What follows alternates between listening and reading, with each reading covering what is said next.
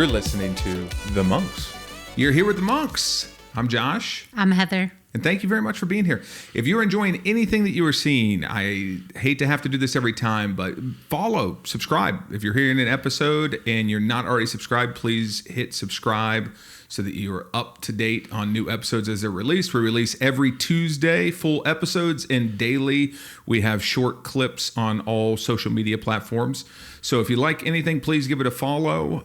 If you really like something, please give it a review. A positive review does a lot to bump you up on this stuff. So anything that kind of gets that needle moving, we'd appreciate it. Absolutely. And thank you so much. Oh, yeah. Thank you very, very much for even being here. So the new thing in dating is hot take dating. Oh, okay. Hot take dating. So where you just immediately kind of tell each other your hot takes or your personal outlooks on deep stuff. Okay, so the real stuff. The real stuff. So they're jumping right into which that. I kind of thought, isn't that what you do? I'm looking to see if we're compatible. If you're not like down on these certain things, waste of time, you know? I think, yes, I'm the same way. Obviously, that's why we're together. But I think for a long time, it was like, hey, maybe you're looking for something more casual. Maybe you're looking for something more physical. Maybe you're looking for, something that isn't like, you don't need to suss out, like, do you want kids? People are like, call me crazy, but I don't even want to have a physical romp with somebody that I think is just a straight up garbage person. Yeah. You know what I mean? And the garbage people are like, I don't want to fall in love with a good person who's going to make me realize I'm garbage, so let's get that out in the open now. Hey, I'm on a date with you. I hate women. Thoughts? Well, I'm a woman. Well, yeah. Bothersome to me. Yeah. I think we've always been hot take daters. You and I. Yeah. Or everyone. No, you and I. Just you and I. No, I think that a lot of people had the rule when it came to dating, because I totally get it. It's like, dude, you don't want to move too far too fast. What I think is too hot of a take is like when people are laying all their cards on the table, like day one, like what what kind of marriage they want to have, how many kids they want to have. But at the same token, it's like, why not crack on with like, do you even want kids? If that's like a for sure thing you want. I guess those kind of questions to me are dumb.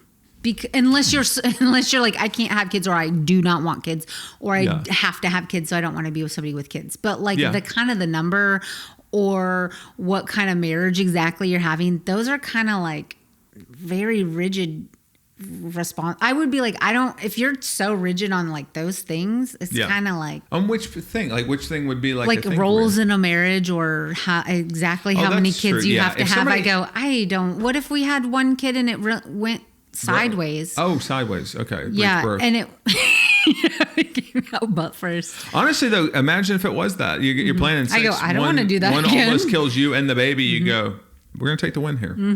Everybody's safe. Yeah. Our friend recently had a baby. Yeah.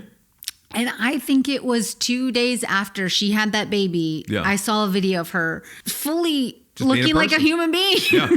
Being a person. I was like, what? If there's anything that can make me take to the bed for months, possibly forever, it would be giving birth. I'd be like, I can't do anything anymore. They go, where's Heather? I go, she put herself in traction. She's absolutely laid up. She's sick. I don't know. I wish I would have asked her stuff like this. Yeah. She said she didn't like. Oh God. Okay. She said she didn't like those kind of questions early on. We didn't get into it. No, I think sometimes I think the question a person would tell me a lot. Like if somebody early on got into the roles of a marriage, I'd be like, oh, this is probably not a type of person for me. I don't really think of it in that way. Yeah. I view us like, here's how I view our marriage in our life. Every morning we wake up on a leaky ship and you grab a pail and you bail it out however you see fit. Right? It's like, look, I want to have this thing stay afloat. I do think the hot take thing kind of depends. The question should depend on your age, I guess. Oh, God, because I'm thinking if you asked me in my early 20s how many kids I wanted or whatever, I would have probably said 2. I don't know. I wasn't thinking like I don't want kids or I want kids. Nope. I would have given you a number, especially based on like where I grew up. I would have been like, I don't know, 2. Yeah. 100%. We probably did that. And then I would feel like, oh, now am I obligated in this relationship to have 2 kids because I once said that? Well, it depends on the person. You and I are the type of people where we always have like open communication, because the fact that we don't have kids, it is a thing that comes up. I don't get badgered about it by people or anything, but every once in a while they're just like, oh, I guess just like, how does that work? And I go, well, I mean, really, we've been together for a very long time. It's kind of one of those deals where like just every couple of years you kind of check in and you're like, hey, is this still how you feel about a thing that does have a definitive timeline attached to it? And I love you a great deal. So if that was ever going to change for either of us, I'm like, well, let's get it out on the table and discuss it, because, you can get yourself in a position where like health is now not as guaranteed. We know that about each other, that's how we do things. That's why hot take dating, I get it. It's like, that's a hot take for some people. They're like, hey, are you open in communication? They go, no, I don't want to be. Yeah. A lot of people say they're open. I kind of wondered if the hot take dating came around because of obviously political stuff. Yeah. But from Love is Blind, they kind of see like, oh, I really just want to get to the meat of it. Are we compatible down here in the core stuff to even start dating and see if we're compatible up here in the life stuff? Yeah. Yeah. I thought that I have with Love is Blind, as somebody who's already found his love, is I go, man, being new to this city, I go, dude, pop one of these up somewhere on like a Friends or Blind thing. I'd love to chat with somebody through a wall. I don't even need to chat through a wall. I'm not trying to see if you're attractive as a friend. I can just see you face to face and go, don't jive. But I think people sometimes they're not their loosest self with a stranger right out of the gate. And I thought, would it at least get you like talking where like maybe an introverted person is giving you more their extroverted self. I don't want any tricks. I don't need any introverts coming out of the pods trying to be my friend. And I go, oh, I thought you were an extrovert. We're full up on introverts. Thank you very much. We're looking for at least like mildly extroverted people. That is true, because we've all met an introverted person for the first time that was a little tipsy at a party. And it's almost like a cat that knows tomorrow's gas day at the shelter. It's like, oh, you're not acting so catty all of a sudden. You're like really rubbing leg and purring today. You'd like to vominos. Okay, I got you. Then you get them home and they're right back to icing you out, and you go, what? What's happened? Yep. Yeah. No, you're right. Okay. I guess I just got to. That's my blind spot. I go, how do you approach an adult person and go, any common interests? Any common interest? Yeah. That you want to do very occasionally. I don't want to commit to much. Very occasionally. And I understand you already have a friend group. We too have a friend group. We just don't have them here. So I'm just looking to be at somebody's Tisdale, end of the table, just kind of throwing in some fodder from the nosebleeds, if you will. We can just talk to each other at the end of the table, as long as we're sitting next to you, feeling like we're part of something. When we go home, we go, our friends. Yeah, and but really, it's still just us talking. The hot take thing, I don't think it's a bad idea. I really don't. If I had to go back to dating at this age, I'd be like, yeah, we need to start with hot takes. Yeah. What do you think would be some of your hot takes? My hot take? Yeah. If you're young, you are wanting to know, like, what do you want your future to look like? What do you want your future to look like? I already would be like, at this age, I feel like you're dating in your 40s or older. It's like you are two established people trying to decipher, like, would I even want to bother? Josh, one of our favorite shows is back. Yes. 1,000 Pound Sisters. 1,000 Pound Sisters. Yeah, we've been day one fans of Tammy and Amy. Well, day one from the show. From the show, I did not know their YouTube. I don't do that. Yeah. I just want to be very clear. I'm like, no. When it was presented to me in a fashion where it had production behind it, yes, I did not just watch these two on YouTube. Yeah. I think their family's very funny. Yes. They're very, very funny. Like, I think that sister Amanda is like super funny. Yeah, I think their sisters, they have Amanda, and then what's the other Misty. lady's name? Misty. I think in ways they're two, like a lot of their personalities, if you balled them up, would be a lot like my sister. Yeah. If you combine Amanda and Misty, it's Brandy. It's getting there. Yeah, it is getting there, because I'm like, they're, she's feisty, but she's nice and she's support. You know what I mean? And I go, yeah, you're getting there. But they're poking and prodding of each other. And they're always laughing their heads off. And I go, yeah, this reminds me of like my family. Yeah. Not just your family, but a lot of people I knew and grew up with too. Yeah. I realized recently, I don't know, I've been away from where I grew up for a very long time. Yeah. I feel like only recently I'm like, oh, I grew up in a really small town. Yeah. I never thought, oh, you grew up in a small town. I always thought I grew up in the city. And what's funny is I feel like you and all of your friends that I've ever met that you've known since high school, I think you all carry yourselves like you didn't grow up 30 minutes from where I grew up from. Because I would always be like like telling my country mouse stuff, and I drive out there and everybody's fences are made out of barbed wire. I never considered myself from a small town. I always considered myself from a big city, and now even looking, I know. Not that I lived in downtown or something. Yeah. But I always thought of Orlando as a big city. And then I'm like, it's really not a big city. It has a lot of people in it, though. Orlando has like 3 million people. It's very spread out. It is. Mm-hmm. When I moved to Tampa when I was 18, I thought, man, this is huge, huge place. I mean, I was intimidated to drive in certain parts of it. You know, I was like, wow, this is really... And when I went back, I was like, this is rural. Yeah, I know. So the last time we visited Tampa, we just drove around the whole thing, just like everywhere we had been. Yeah. We both were just struck like, it's just this is really, really rural. There's green fields everywhere. I was like, why was I thinking there'd be buildings and stuff everywhere? And it's all like one level. That was the other thing. I remember thinking like, wow, they have such skyscrapers. And I go, again, they do in one very specific part of the city. Everything else is basically one story. Both places, Texarkana and Wildwood, I'm like, no, there was no. Yeah. There are no tall buildings in Claremont. No. So you have to go all the way to downtown Orlando to get a tall building, or downtown Tampa. Yeah. That's why it felt huge to us. That's why you thought of it as a big thing. Your town, I'm surprised you didn't think of it as a small town, because one of its attractions is one tall building you can go into the top of. So you could see a city out in the distance. That's true. I don't even know if you can't see the city. It's probably still far. Too far. And then what's crazy is when you go up in this thing, you're just going to see a lot of fields and a lot of lakes. One thing you know about most cities, they don't go, they got about 30 gator-filled lakes. And they go, no. Like, we have one central park we're very proud of. And they go, oh, yeah? Not just like a lot of irrigated ditches and stuff like that. No. What's funny is you had this epiphany recently. Within the last week, you said this to me. On this show, you told a story about the time your neighbor's buffalo was poisoned. That's true. I just don't know. I mean, I guess in New York, though, somebody was like, yeah, she had that chimpanzee I didn't know anything about. Like, I mean, city living.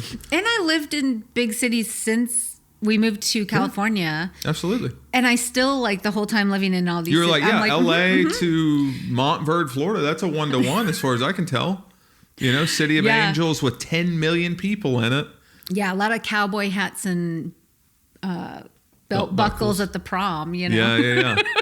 Yeah, everybody's boot scoot and boogie in there too. You get over there and you walk around in that crabgrass and you get some of that sugar sand in between your toes. That's where you're from. Step on a spur. Yeah.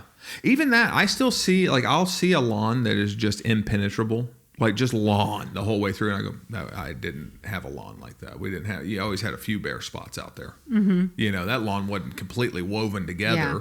That was rich people stuff. They should do a lot more lawns like we do here. Yeah. Like native plants. I think that would be really nice. Love it. I don't know why they do a lot of like flat lawns. Yeah.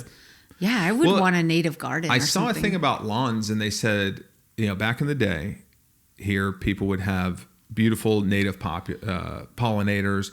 They'd have food sources. They'd have fruits and vegetable trees and things planted out. It'd be like a very functional garden space. And what it was, I guess, in England, the royals, looking at their castles and their estates and stuff, it was just lawn leading up to it. And so for some reason, when we started really building out like subdivisions and stuff, that became a picture of wealth. Like, I can have a lawn. So I can knock down everything. Was it natural though in England, the lawn, or did they do that on purpose too? I don't know. Actually, that's you mean like did it naturally occur there? I don't know. Yeah. I don't know if it was a thing here. I know it was a thing we emulated, and unfortunately it cost us a lot of good trees and a lot of good different, plants and vegetation and stuff. Because now what's funny is, to me, when I think of truly wealthy people, they have lawns like that are very garden centric, native pollen. Like, sure, of course they're gonna have manicured lawns in the mix too, but they're gonna have a ton of stuff everywhere. It's gonna feel like you walked into a city park or something. Yeah, dude, plants are where it's at. I love plants. I really do. We just went and got some plants. We did just go get plants. I was psyched on.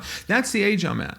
I go to get some plants. I'm like, oh baby, this is gonna be a day. I mean, I felt like $1 million. We're driving the coastline, looking at the ocean, going to pick up some house plants.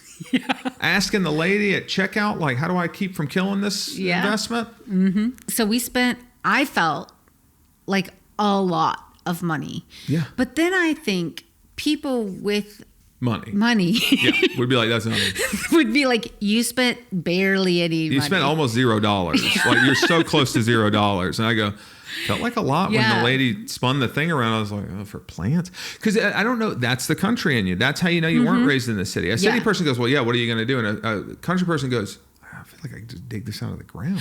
Oh, everything's do it yourself. Yeah. Everything. Could I not just dig this out? Am I stupid? Yeah. I used to think that whenever you walk around here, a big thing in California, not as much in Northern California, but Southern California, you'd walk around and there's all these beautiful succulent gardens. Mm-hmm. And the coolest thing about succulents is, like, if you get a little piece of succulent, you got yourself a succulent. Mm-hmm. You know, what is that? Do you remember the term for that, where you can just chop a limb off and now you got a new? Yes. Okay, we'll come back. You'll get it. But I would have that thought when we were on walks. The only reason I didn't is I go, I can't disrespect somebody's hard work and, chop away. If everybody did that, they wouldn't have their succulent garden. Yeah. But I did always think, like, why don't I just... There's one. Okay. I'm not going to take a bunch. Now, succulents and those starter things, I mean, they're as close to free as you could possibly get. I don't want to start there. That's too. I know. That's too crazy. That's too long. You want those big mamma jammas, and that's where they get you. That's where this lady had us. She's spinning it around because I go, well, I don't have time to watch a fig tree sprout, or barely start. And I go, I need that thing like rock solid. And I still am concerned that I'm going to kill it somehow. But I think the fiddle fig tree, which we got too, I think you can get those pretty cheap on Facebook Marketplace. You always say that, but to me, nothing on Facebook Marketplace is truly cheap because I have to interface with people on Facebook Marketplace. No, you don't. Yes, I do. No, I don't mean on your little app. I'm the person who's going to be face-to-facing with these people. I'm the one who's going to be driving places I've never been before and parking. You love it. Not always. It's your favorite. No, I like it. I like it, but there is a cost to it. Sometimes it is nice just to go to an establishment and go, I understand there's a bit more of a markup. Let's just pay the plant lady and get out of here. It's that thing that just makes you feel better in your space. We get tricked a lot. Chasing what you think you're supposed to show somebody is such a bad way to live. Like chasing, every once in a while I'll have that thought. I'll see a nice car and I go, should I buy a new car? I mean, we could buy one. And then I go, no. I never have that thought. No. So every once in a while that'll click in my head and I go, no, man, we have a completely functional paid off car that does everything you'd need a car to do. Yeah. Chill. I think the same thing with these people knocking down their all these beautiful plants to have their lawn. I'm like, who's it for? No. You think anybody saw a 3-2 ranch style home in this country and said, oh, I thought that was a castle? Oh, if you would have had trees and stuff around, I would have never realized that this is just like Buckingham Palace, what you've done here. No, you dope. Where are your trees? You just sit. Remember, every Florida development, that's what I think of. Yeah, that feels like a very sheep mentality, where you're not like, but I don't like that. Yeah. I think that I can't keep this lawn up. I might as well what can I do to make this more attractive to me? Right. Oh, man, when I first got to California, I want to say, if I'm really thinking back, I think at first native pollinated type yards, I don't think I thought that much of them. I think I was like, I don't really understand this. Oh, I like drought resistant right away. And stuff. I was like, I don't know. Almost like you can do my favorite thing, which is slowly walk with your hands behind your back and yes, you do like to pathways through your own yard. That's a very big. I also recently realized how much I walk like my dad. Yeah. Just hands behind my back, just Inspector sewing all over the place. I was like, okay. I could see that walking around a garden. I'm the guy from the Geico commercial that puts his foot up and reads the plaque. Yeah. I'm that dad, I guess. I don't know. Yeah. And I should have known I was from a small town. Yeah. Because there was parties in fields and whatnot, bonfires and 100%. Stuff. And in the last episode of 1,000 Pound Sisters, they go to one of their birthday parties and it's in a warehouse. Yep. And I'm like, blue tarps. Not even like a warehouse. It's like the thing that your dad has. It's like those corrugated metal buildings everybody has in the South where they're like, it's like a nice one though. Yeah. And yeah, that tracks. It just reminded me. I was like, we had every Easter and Thanksgiving in a warehouse. Yeah. That was behind an antique store, my whole life. So the scenery kind of I'm like, oh. Yeah. The scenery, and also like whenever I think of yours, like you're like, oh, it's a small town. I go, yeah, it's a bunch of trees with like Spanish moss dangling all over out by themselves. And a big thing your dad bought himself when he retired was a gigantic corrugated metal building that he's hosted a wedding in. Yeah. That's country on top of country. It's country because you guys have all that stuff, and it's country because they're like, could we have a wedding in it? Yeah. Will you raise those doors up and we'll have a wedding here? Yeah. It's same. I mean, like, that's like when my niece got married. I'm like, we rode on the back of a truck to drop her. You know what I mean? It's like, no, we're country. I think you and your friends, you guys really fancied yourselves like the music and the clothes that you were into. You all viewed every one of you when I talked to you is just like you all just live in this little Blink 182. We're all like the cool kids who were into that stuff, and we drove to Orlando a lot. I don't think I was a cool kid. But you weren't like a country kid. Yeah. I'm Those surprised. were probably more of the cool kids. Yeah. Oh, that makes sense. Yeah. Actually, in that environment, Yeah, that's probably because currency. they were there their whole lives. Yep. I moved there in 4th grade. Who's your favorite 1,000-Pound Sisters character? On the entire show? Yeah. I'm a Dark Horse Tammy guy Yeah. because she kind of went from like a villain arc Yeah. to like a hero arc. Yeah. And since she's a real person, you also realize like, oh, she was just terribly unhappy. Yeah, And she had a that's lot of stuff. But she was like 700 pounds, I think. Yeah. And then she finally, I mean, it was a long time. But she got the surgery, and then she had skin removal. So she's now able to start going out into the world. And it's like really, really cool to watch somebody experience something that you might take for granted. Like she went to the beach for the first time, and then she's now volunteering at an animal shelter, and just like doing that kind of stuff. I guess I would take for granted. No, it is. It's like, I think anything that reminds you of that, it's so hard, right? But it's that thing where you go like, look, man, what is easy for you may be incredibly hard for somebody else. Like where you are right now might be the next person's utopia. Like we're like, man, if I could ever have that, you know what I mean? We so quickly lose sight of the fact that like you are someone's goal. Just like somebody else's deal might be your goal. You know, enjoy it. You are at someone's promised land almost all the time. Yeah. We're 7 seasons in, or 5 seasons or something. They should not be so close to like, oh man, dire straits all the time with their living situations and stuff. To me, I go 5 seasons in. That's a classic Beverly Hillbillies, you know, ready to happen in real life. Wouldn't you love? I would love to see the 1,000-Pound Sister whole family move into whatever the nicest suburb is in Kentucky there. Yeah. Oh my God. Yeah, get a whole cul-de-sac full. Oh yeah. I loved watching them go to England. Yeah. But that's what I mean. I'm like, show, because then you're gonna get all those faces like nothing worse than like Southern, you know, kind of aristocrats like they haven't lived in the South. I'm like, you just eating your black-eyed peas like this, you know, you still eating the same crap. That's the thing. You're so great. Why? Because you have a smoker and you're sliding around some boat shoes. Like it's all the same crap. It's just you have nicer crap, but you all like the same stuff. Don't play with me. 1,000-Pound Sister. That's why it does. I go, this ain't that far off. Yeah, it resonates. From how I grew up. The only thing was, I guess we didn't have a bunch of people who needed bariatric surgery. Everybody in their family has had it. Every single member, I think, has had it. I think so. At least all the siblings. I wonder if it's like, I didn't realize I grew up in a small town because I feel like I do things that I have seen on TV and movies in my real life. Yeah. Almost like I've curated this life for my own, like. Oh, I'm sure everybody does. I read a thing about French Sundays, and I was like, we already do that, and we didn't even know about this. It was really the mindfulness of like, all right, on Sunday, nothing off the chore list. Like, make sure your shopping's done. You know, if you're going to cook dinner, make sure you're doing that in a way that is enjoyable to you, not like meal prepping for the whole week or something. We put on Parisian cafe music. Oh, yeah. And then we have our coffee.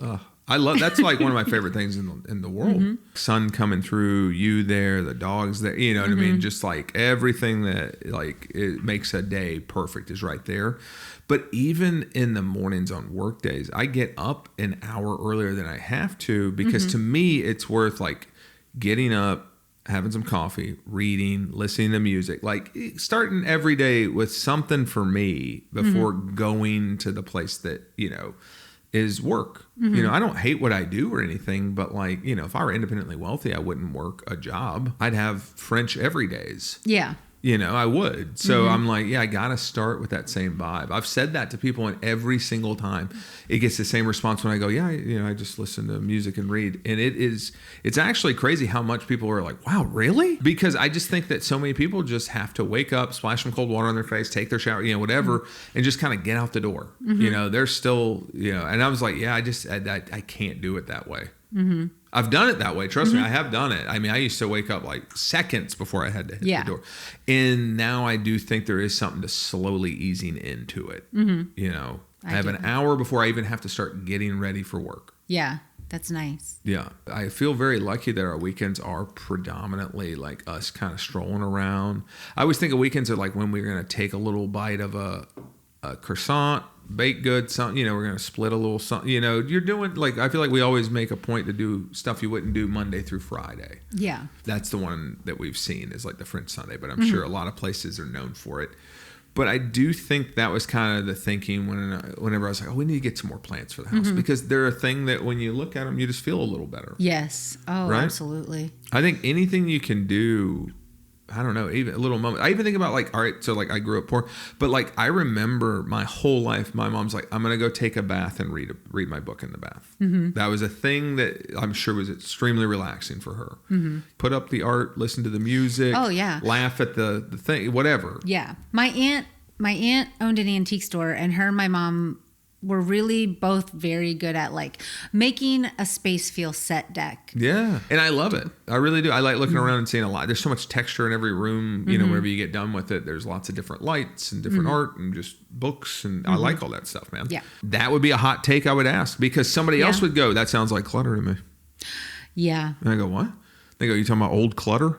I'm talking about layers, baby. Yeah. And you go, no. I'm talking about like stacking up old books that we went to. Like we excitedly on weekends in San Diego would go to the library to their book sale because my mom told us about book sales. She's like, oh, they'll sell you tons of books that look like the stuff that Heather likes to read and decorate and everything.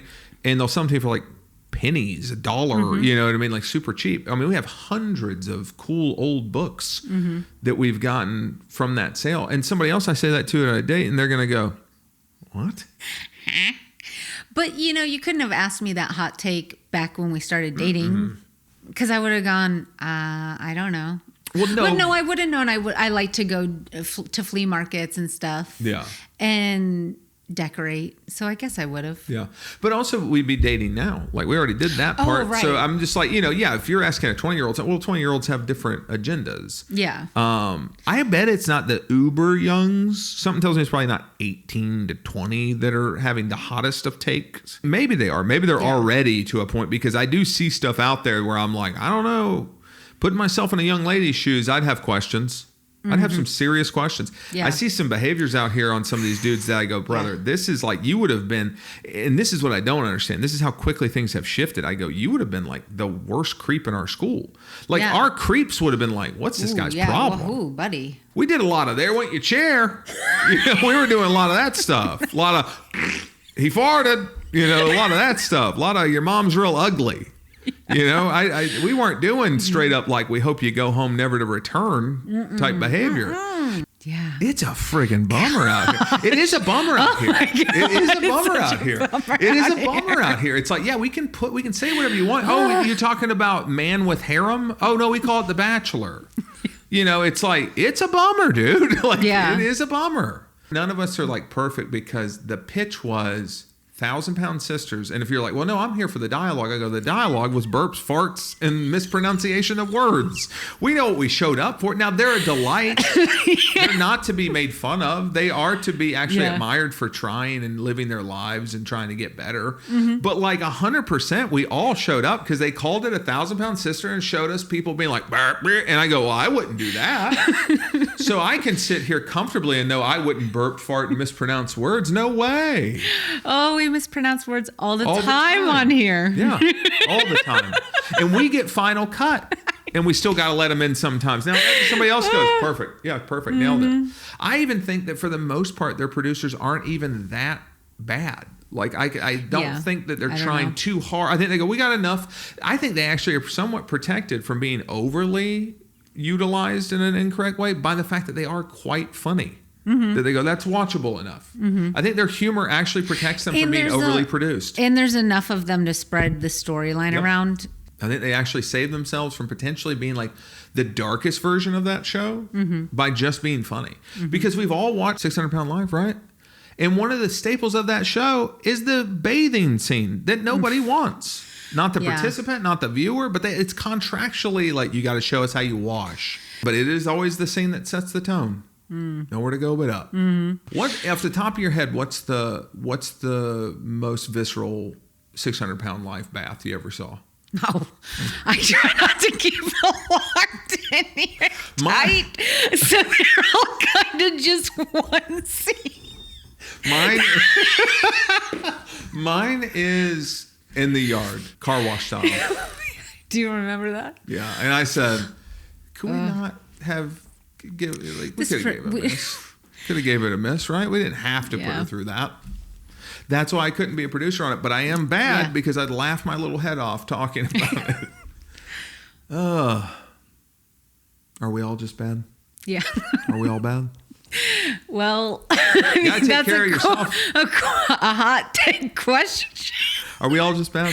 Are we all just bad? Yeah. Well, not just that, but are you interested in watching that show with me? Oh, that is a hot take. Or I go, my deep hot take? I go, you come home. I don't need you to watch it with me, but you come home and I'm watching 600 Pound Life.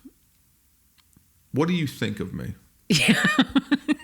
If they go, I'm disgusted that you would want to watch somebody at their lowest moment be documented in this way, But they're gonna have their highest moment too.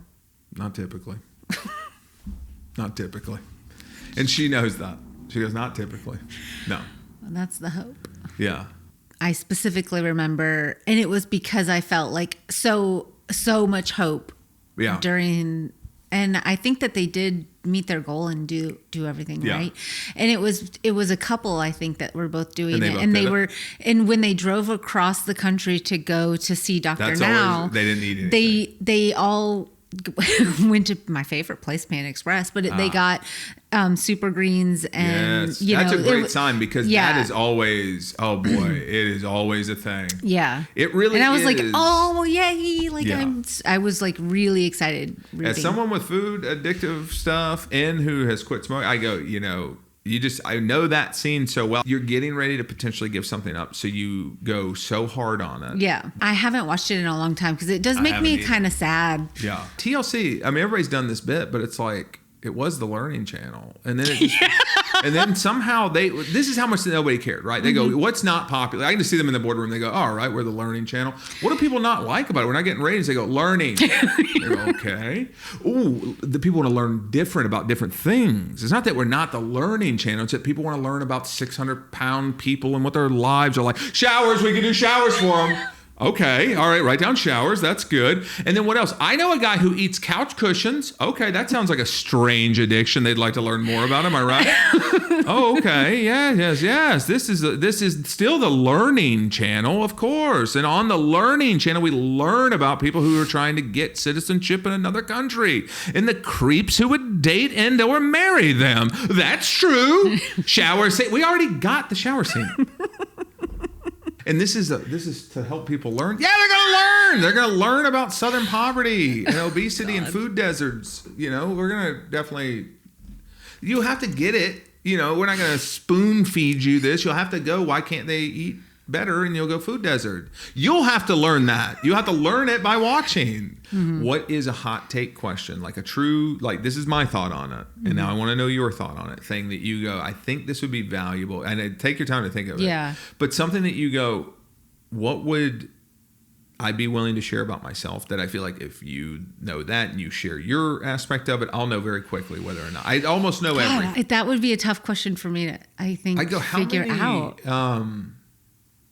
And there's no judgment on this. How many flags do you own and how many types of flags do you own? You don't have to say what they are. Just how many flags do you have? And I'm counting stickers. See, because things like that, I feel like I can suss out by looks first. But when they walk up, they don't have anything on their person. You didn't see how they arrived. But if they're people who I'm looking to date, they don't look like they have flags. Okay. So it's got to be a different. That's not a. That wouldn't do it. Yeah. You're going to end up with a lot of flags. You're going to end up with a lot of like, what? Oh, huh? And you go, yeah, no, you didn't ask about flags. You had all those hot take opportunities. Yeah. Okay. Where I'd be like, hey, you don't look like somebody who had flags. How many flags you got? Let's just confirm it. I would ask, how many guns do you own? How many guns do you own? Mm-hmm. Okay. If they say, what's a number? I'm going to say a number, and you go yes or no. If you're like, oh, never again. Like too many guns? Yeah, like where it's just like, that's okay, I can't do it. And I'm going to try to throw out a real number that I think I go, what would be a walkaway number versus like I go, this isn't even close to the most insane number I've heard. No, mine won't be close to the insane number. It will be very low. 8. I probably was thinking 10 would be like, that's. This is the most American we've ever been. You go, yeah, I'd give you up to 10 guns. Home at your person guns. And I feel like uncomfortable with one. Well, I grew up with guns, not in my household, but in my community, and I fired a lot of guns growing up. My that was always my thing. Whenever people I grew up with would be like, "We're really like good gun, like safe gun." I go, "No, you're not. I remember all the guns where they were." It's not super safe to have. I mean, I've gotten in trucks where people's dads were like, "Can you move that loaded gun out of your way so you can sit there in the middle?" Yeah. Hand me a beer. Yeah. That's real. Like that's not even, no part of that's a joke. Yeah. That's just real. Like, and lots of people did, and I'm like, and those same people will tell you how safe it is to own a gun. I go, I shot an SKS with you. I shot an assault rifle. I was like 11. Yeah. I don't have much gun. I've always stayed away from guns. Yeah. But like they were very present in my life. Yeah. But even for you, I think they were more so. Well, it's funny because I didn't grow up in a gun house at all. Mm-hmm. My house had one gun in it because my dad's dad he got a gun whenever he passed away. Mm-hmm. So he just kept it for that reason until my uncle stole it and pawned it for drugs. Southern living, having some fun. Southern living, get me some Sudafed. You're overly comfortable in a society with guns, I think. Yeah. When I moved to Florida's insane. When I moved to Florida, I remember saying to my dad, I said, where are all the guns at? Yeah. Because they didn't wear them on their hips. In Texas, they flat out wore them on their hips. And in North Carolina. My crazy gun story, I was thinking, because you were setting up another crazy gun story that maybe I'll tell another time. Yeah. It was adult me. But when I was a kid, this is the biggest thing I remember about like when people were like, well, they're safe. I go, my buddy's dad would pass out drunk. Or just go to sleep after a lot of beers. I don't want to put anything on anybody. And he'd be very asleep after those beers, but put himself to bed, let's say. And he had several gun safes with the guns inside. Now, he did have some Lucy's, And I remember one night we took out, I'm not even kidding, we built a pillow fort on each side of the room. Mm-hmm. We cleared the guns, meaning emptied them, checked the, That's what I mean. I like, we checked, it's empty. But me and my buddy each had at least, I'll be very conservative, at least 8 to 10 guns behind our pillow forts. And we're pointing real guns at each other, boom, pulling their thing. But like we did check them. We even checked, we were like, you got to check yours, check mine, 2 eyes are better, But it's like you both had one close. We're like, you both had an eye patch on. We each had an eye patch on because we're already in character. Yeah, we're already in character for the duels. But I'm just like, I look back at that as an adult. It felt like not crazy at the time. Yeah, mind you, it felt like we were just playing with real guns. Well, you were. We were, but I mean, it just, that in our mind, it didn't feel dangerous. It did. We checked them. That was the part that made sure we weren't stupid. As an adult, I go, man, what the heck? Yeah. What the heck? That same household. I'm there watching a movie, Sudden Death, Jean-Claude Van Damme. Deep Cut. Not as biggest, not the biggest, most popular one, but it was a big, good movie, and I'd already seen it. And we were watching it with one of his buddies I'd never met before. Because he lived in a different neighborhood now. So I would be going like across town to kind of hang out with him. So he had new friends and stuff. And I keep saying parts of the movie. And finally this kid gets mad and I go, I said something like, shut up, what are you going to do about it or whatever, because I was like an annoying kid. Like, and I'm like still saying the thing. And I feel like that's where most stories would stop. They'd be like, oh man, I was an annoying kid and this kid like punched me or something or threw a pillow at me. And that's when I got hit with a zipper in the eye or something. Mm-hmm. No, this kid grabs a like sawed-off shotgun that was leaned up against the wall and puts it in my face. And I thought that these people were such safe gun owners that I was like, pull the trigger, because I thought for sure it's unloaded. And thank God he didn't do it, because whenever my buddy's dad heard that story later that day, he went and racked off like 2 or 3 shells out of that gun.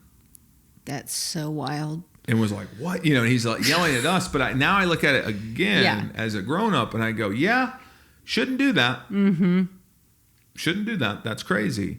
Should not do that. That's insane. You know why? Because 2 kids doing almost nothing, that could have went completely nutso. Yeah. And from then on, no guns were ever seen again in that household? Actually, if I'm being realistic, it was probably the thing where, like, for a time, it was probably super diligent in comparison. And then slowly but surely, like, maybe there's never a loaded shotgun leaned up against the wall. But we're back to having, like, a pistol tucked in between a seat or something at some point. You know what I mean? It makes me so uncomfortable. It made me, the crazy possibility. Oh, absolutely.